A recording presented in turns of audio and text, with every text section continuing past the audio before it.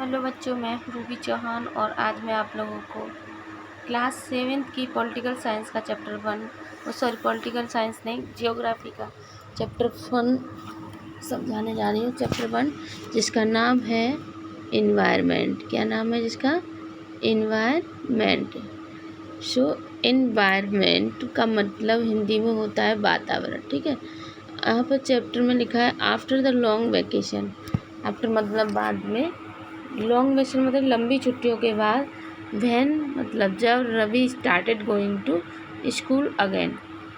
रवि है ना, फिर से स्कूल जाना शुरू कर दिया उसने। ही नोटिस, तभी उसका ध्यान गया that the only playground next to the school. School के पास में एक प्ले ग्राउंड था, कि एक ही प्ले ग्राउंड था, बाज जगह उसकी खुदाई चल रही थी।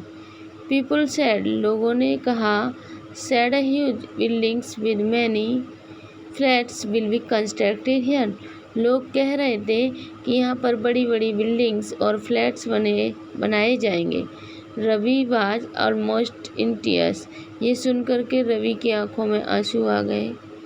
व्हेन ही रियलाइज्ड, तब उसने महसूस किया, that the big playground with its soft grass.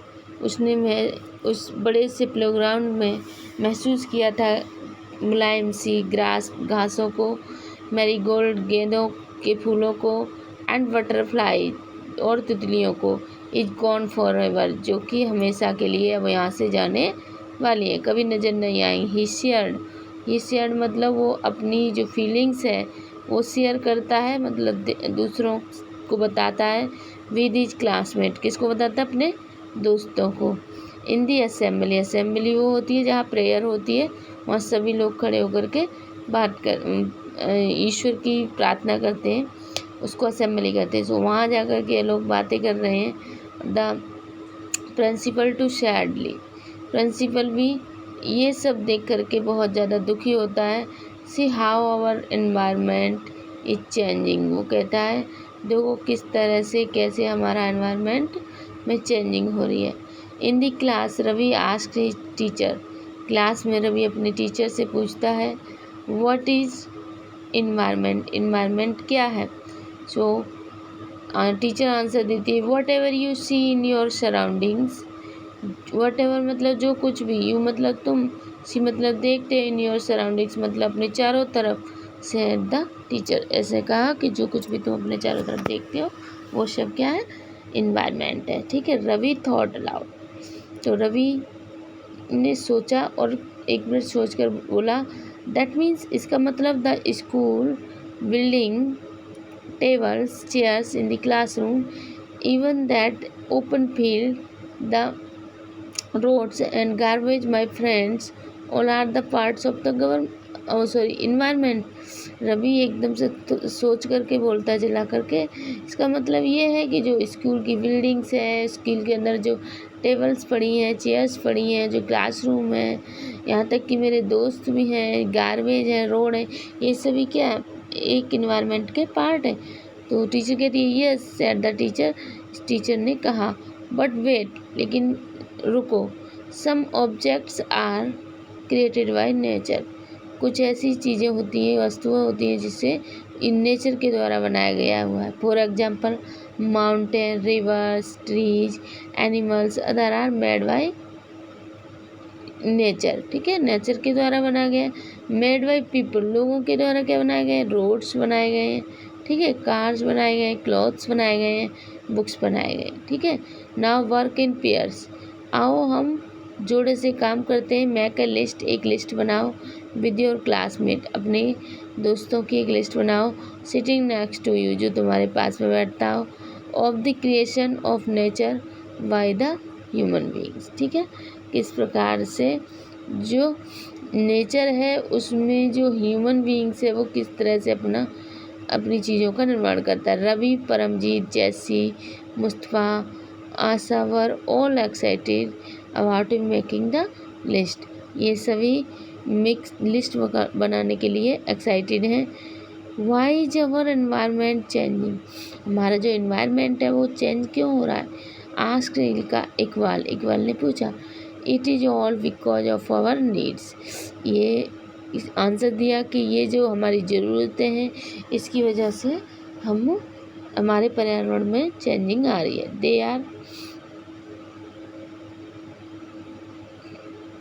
Are क्या क्या है देखो यहाँ पर कंपोनेंट्स ऑफ इन्वायरमेंट के दिखाए गए नेचुरल कंपोनेंट, ह्यूमन मेड और ह्यूमन।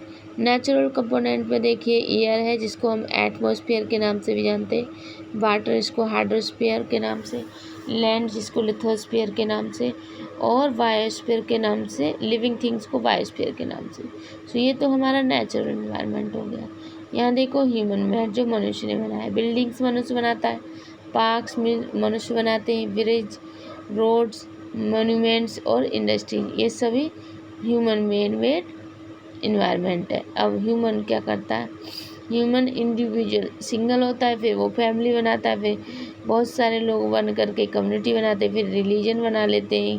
ठीक है, कोई सिख है, कोई ईसाई है, कोई मुस्लिम है, कोई हिंदी है, जो अपने अकॉर्डिंग रिलीजन बनाते थे। फिर इनको एजुकेशन चाहिए, जो हमारी ह्यूमन्स हैं उनको पढ़ने के लिए एजुकेशन भी चाहिए, और जीवन को अच्छी तरह से चलाने के लिए उनकी इकोनॉमिक कंडीशन यानी पैसा भी होना चाहिए, और देश को अच्छे से चलाने के लिए पॉलिटिकल सिचुएशन भी अच्छी होनी चाहिए। सो आई होप आप लोगों को यहाँ समझ में आया होगा कंपोनेंट ऑफ इन्वायरमेंट। यहाँ लिखा है इंक्रीजिंग डे बाई डे, दिन पर दिन बढ़ती जा रही है। We are therefore modifying at times even destroying our natural surroundings, the teacher replied.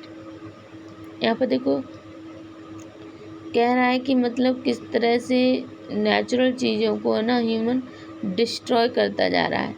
From the above conversation you understand the place people, things and nature and surround any living organism is called environment. हमने ना यही सब पढ़ा कि मतलब किसको environment कहते हैं, जो हमारे आसपास हमें जो कुछ भी दिखाई दे रहे हैं वो सब इन्वायरमेंट है। It is a combination of natural and human made phenomena.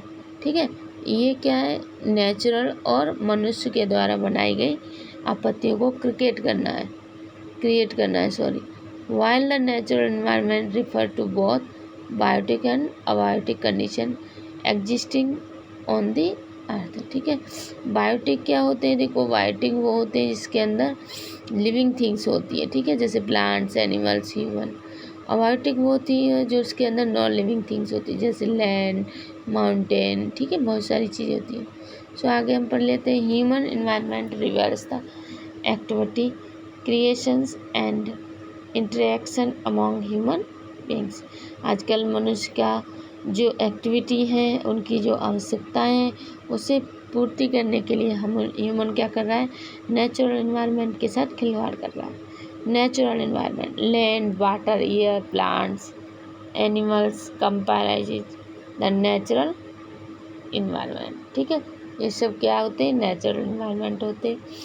You are familiar with the meaning of lithosphere, hydrosphere and atmosphere and biosphere. ठीक है, आप लोगों ने 6 क्लास में तीनों के बारे में, चारों के बारे में पढ़ा होगा कि एटमॉस्फेयर क्या होता है, लिथोस्फीयर क्या होता है, हाइड्रोस्फीयर क्या होता है। ठीक है, सो यहाँ पिक्चर्स में भी मैं आपको बता दूँगी लिथोस्फीयर क्या होता है। देखो, इज द सॉलिड क्रस्ट और the hard top layer of the earth. पृथ्वी की सबसे ऊपरी परत होती है और जो कि बहुत हार्ड होती है, इसी को लिथोस्फीयर कहा जाता है। It made of rocks, minerals and covered by a thin layer of soil. ठीक है, इस पर चट्टानें, खनिज पदार्थ और मिट्टी की परत पाई जाती है। It is an irregular surface. ठीक है, इरेगुलर सरफेस मतलब असंतुलित, सरफेस मतलब जगह पर with various landforms such as mountain, plateau, plain और वैलीज। ठीक है, इस प्रकार के लैंडफॉर्म्स पाए जाते हैं लिथोस्फीयर पे। लिथोस्फीयर पे माउंटेन्स भी पाए जाते हैं, प्लेट्यू भी पाए जाते हैं, प्लेन्स भी पाए जाते हैं और वैली, घाटियाँ भी पाई जाती हैं। Landforms are found over the continents and also on the ocean floor. ठीक है। Lithosphere is the domains that provide us forest, grassland for grazing, land for agriculture and human settlement. It is also a source of mineral wealth. Lithosphere पर ये सभी चीज़ें पाई जाती हैं। पशुओं को चरने के लिए ग्रास लैंड होते हैं, है ना, और एग्रीकल्चर करने के लिए कृषि होती है, मतलब खेत होते हैं, और ह्यूमन सेटलमेंट को सेटल करने के लिए भी लैंड का यहाँ पर करते हैं। It is also the mineral wealth, और इसी लिथोस्फीयर पर मिनरल्स के बहुत बड़े भंडार पाए जाते हैं। डोमेन्स ऑफ द अर्थ यहाँ पर दिखाया जा रहा है, बायोस्फीयर, एटमॉस्फेयर, लिथोस्फीयर, ठीक है। ये तीनों क्या है, डोमेन्स ऑफ द इन्वायरमेंट है। The domains of a water is referred to as hydrosphere, comprises various sources of water and different water bodies like river, lake, sea, ocean, etc. It is gentle for living organism, ठीक है। एक living organism को क्या चाहिए, हवा चाहिए, पानी चाहिए और रहने के लिए ज़मीन चाहिए। सो ये सब क्या कहलाती हैं, ये डोमेन्स ऑफ द अर्थ, यानी लिथोस्फीयर पर पाने जाने वाले लिथोस्फीयर पर पाया जाता है। The atmosphere is the thin layer of air that surrounds the earth. अब देखो एटमॉस्फेयर क्या है, हवा का घेरा है जो कि हम पृथ्वी के चारों ओर पाया जाता है। The gravitational force of the earth holds the atmosphere around it, protects us, ठीक है। यहाँ पर देखा है जो पृथ्वी पे जो ग्रेविटेशनल फोर्स होता है, यानी चुंबकीय तत्व होता है, वो क्या करता है, जो हवा है उसको होल्ड करके रखता है पृथ्वी पर, ठीक है। Okay, it protect us from the harmful rays and scorching heat of the sun. ये क्या करता है, अल्ट्रावायलेट किरणें होती हैं जो कि हमारी बॉडी को स्क्रॉच मतलब जलने से रोकती हैं। It contains of A number of gases, ठीक है। इसमें ना बहुत सारी गैसों से निर्माण होता है, किसका, एटमॉस्फेयर का। Dust, water vapour,